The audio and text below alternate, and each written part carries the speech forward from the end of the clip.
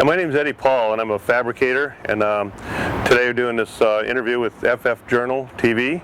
And I got into this through my dad. As a kid, he forced me into fabrication, which has been a good career for me.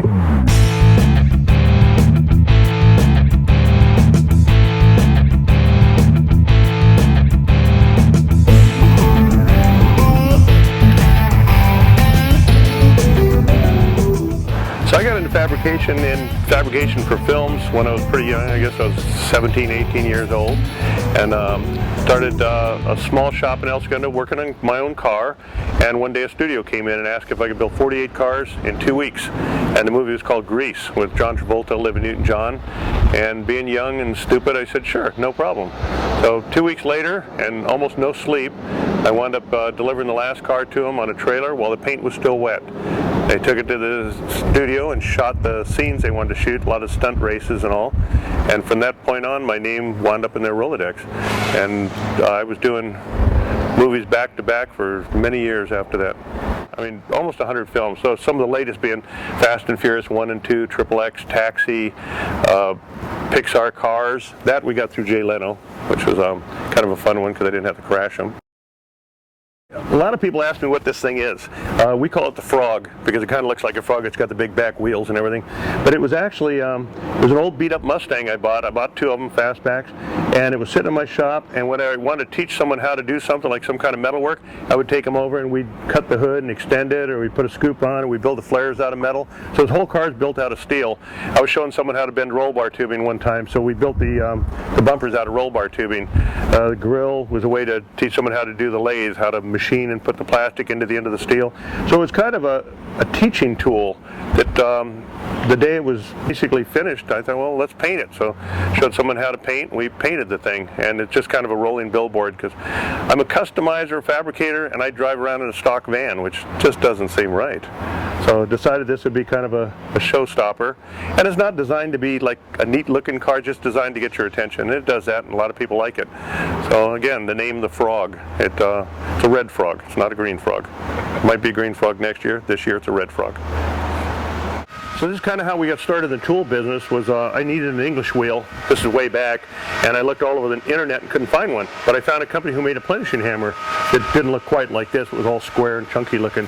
So I contacted them and said, if you send me the frame to your plenishing hammer, I can make an English wheel out of it. When they found that out, they asked if I would make them for their company. So we wound up taking this frame, which we designed and bent, set it up so you could put an English wheel on it like this, or a plenishing hammer, and switch the heads over. Anyway, because I wanted to send them one photo instead of 2, I put them both on a stand like this, sent it off to them, and said, here's the kit, one frame, you can change it out to that or this. And everybody looked at it and ordered the set with 2 frames. So we wound up selling twice as many as we thought. And it's basically, people are like I am, they're lazy. They don't want to change the kit out, so they'll just buy one of each. And that's what we do, and that's what most of my friends do. So I kind of screwed up on that one. I tried to make it easy. It didn't work that way. A few years back, I designed a tubing roller for people in small shops, and it was a hand tubing roller, and we started building it, machining it, making the wheels. And then I discovered that we had to put a wheel on the outside to operate it, to turn it, and we made the tubing roller, then had to use the tubing roller with a pair of vice grips to roll our first tube. And it took a while, and it wasn't real practical. So I searched around to find another tubing roller, and I wound up getting this one, which has been a great machine. And now we make our tubing roller with this tubing roller, which is kind of cool. We wind up using this for all of our custom tube bending, and this is one of the pieces we just bent on here. We bend it around, we cut it off, we bend it back together, weld it, and we have a wheel. But this is one of the coolest machines we have in here. Almost everything we do here, I draw it first on AutoCAD, and all I have to do is draw it, come out here, put it on the computer, put it on the plastic cutter, and cut the part out.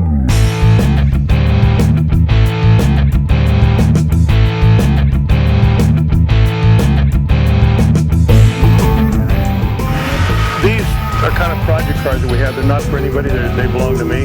But what I use them for is like this 1940 here. I bought this thing on eBay, and it was supposed to be perfect condition, ready to be restored. When we got it, we found out it wasn't quite accurate. It was all rusted out. There was no floorboard in it, so decided to customize it. It was perfect for that. And I used it for, we did a top chop video, how to chop a top on a car, which is pretty difficult to do. So I used this. We hired a girl and a cop that have never chopped a top before, and brought them in and explained to them how to do it. And they used the system we told them about, using some lasers and things that were pretty inexpensive, and they chopped the top in one weekend, which I thought was pretty amazing. They did a good job, and we did a whole DVD on how they do it. So we have all the cameras and dollies and jib arms. So we did a pretty interesting and funny video on how to chop a top. It's informative, 20 minutes long, and teaches someone how to do that. So we did the French headlights and how to do rust repair, how to roll, like these roll bars are bent on the Eagle Bender. We put a slight swoop in them, made them out of roll bar tubing. We'll have them chromed. So it's pretty much projects all put together into one car. And then when we're done, I have a book out of it, I have DVDs out of it, and if all goes well, I have a car that I can drive when it's finished. So we do them on how to build. We're not doing too much on engine building, we used to, but mostly body and fender work and welding. And we're just getting ready right now to do one on MIG welding, how to MIG weld. We get a lot of people in that say they're welders, and what they should say is, I know how to weld, not that I'm a welder. So we're going to show people how to do the proper way of welding, and working with different forums, getting experts in, different people that know different techniques they want to show, and we'll give them credit in the video for how to do it. And then we'll go on to TIG welding, plasma cutting. In fact, I'm writing another book on how to plasma cut, and this will be a companion DVD to go with it. So, aiming more toward the educational area, because I think that's what we need right now, people to have a skill and know how to do things.